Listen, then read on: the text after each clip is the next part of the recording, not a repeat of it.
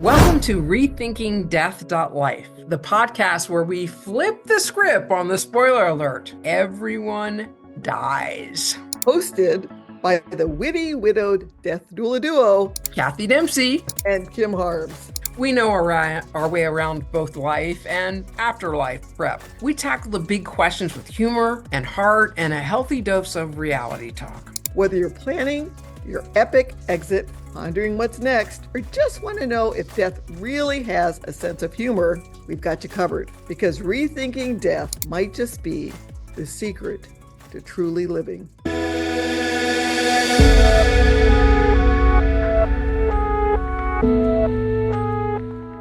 Today, we're in for another rare treat. Allow me to introduce our friend and author, speaker, true visionary, and the woman known affectionately as the doyen of death, Gail Rubin.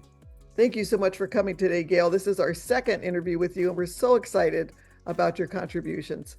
Yes, thanks, Gail, for joining us again. Excited to be with you guys. You are visionaries as well.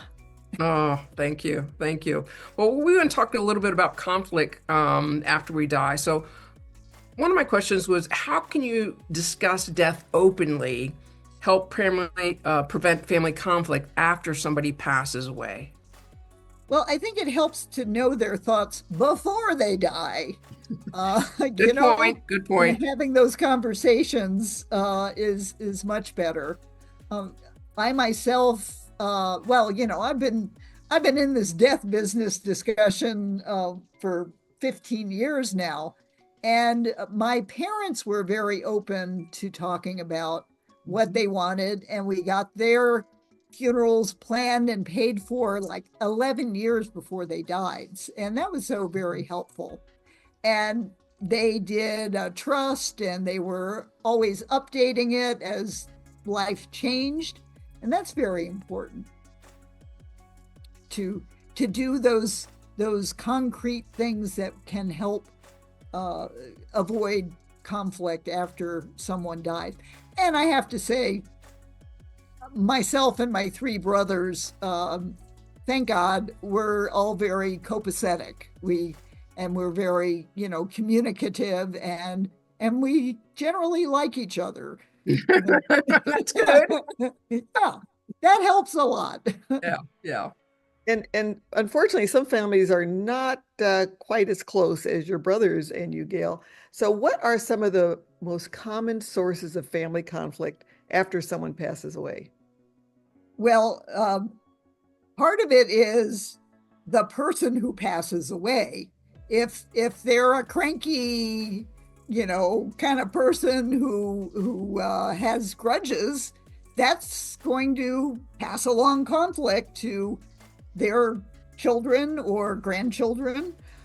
Financial issues are always a source of conflict for sure. And stuff. And I know we're going to talk a bit about heirlooms, but if you haven't identified people to receive specific items, that can be a big source of conflict. Absolutely. How does having a clear and well-communicated will or estate plan reduce the likelihood of those disputes, Gail, among family members? Well, sure. There's no surprises if you've already, let people know this is, you're disinherited, or which will still cause conflict, I'm sure. But you don't want to surprise people with uneven distribution of assets, or if there is an uneven distribution, to understand the reasoning behind that, and hopefully the various parties involved can say, yes, I understand and agree to that. But those are some ways to avoid the conflict, is just don't surprise people. Yeah. Excellent point.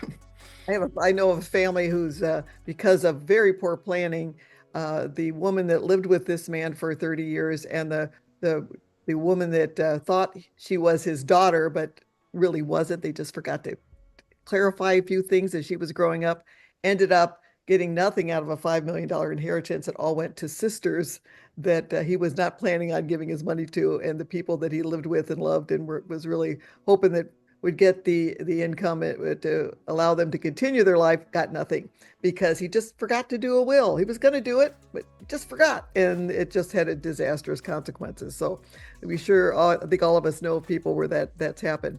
So how can families discuss inheritance and distribution of assets in a way that feels fair and avoids resentment? Well, we get back to that kind of self-esteem issue that we talked about in the previous episode. It's you can't wave a magic wand and achieve that kind of easy way of communicating with people. So, maybe the best thing to do is really get an estate attorney involved for the people who are passing on their assets. Sometimes having that third party who knows what they're talking about and can help the person who is setting up their estate and how they want to pass it along might be the best way to do that. Thanks. Yeah, great. Well, what steps can people take now to document and communicate their healthcare and their end of life preferences to prevent confusion and disagreements down the road? So, a lot of advanced medical directive legal forms are not really insightful into the mindset of the person. We had at our Before I Die New Mexico Festival a review of the 5 Wishes form, which brings more of your thoughts about how you want to be treated at the end of your life. And one of those parts of the 5 Wishes was how you physically want to be treated, music, or who do you want to have around or not around. And one of the statements, I love this, I would like to be massaged with warm oils as often as possible.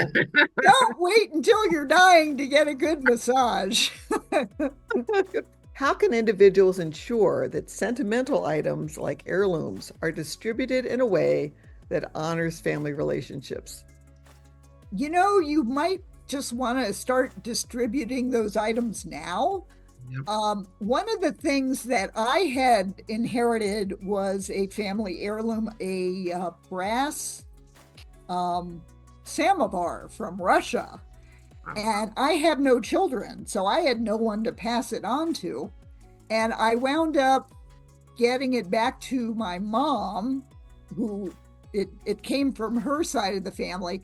And she actually passed it on to a cousin of hers from that side of the family.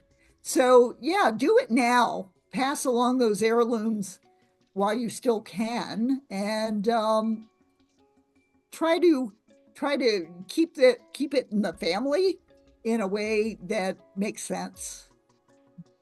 Great advice. Do it now. Otherwise, it would probably end up at a garage sale somewhere, and nobody would know the history of it. It would become just a trinket at a garage sale. So, rather than a treasured family heirloom. And we don't want that. You don't want that, no.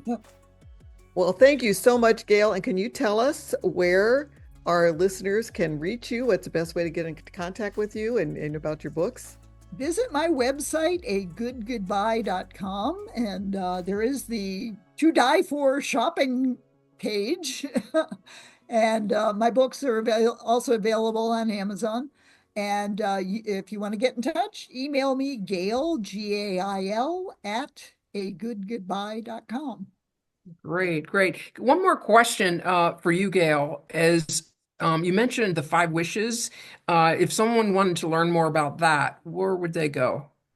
I forget their website, but you just do a web search for the 5 Wishes and you'll get it right away. All right. Google search. Yep. Great. Thanks so much. So much.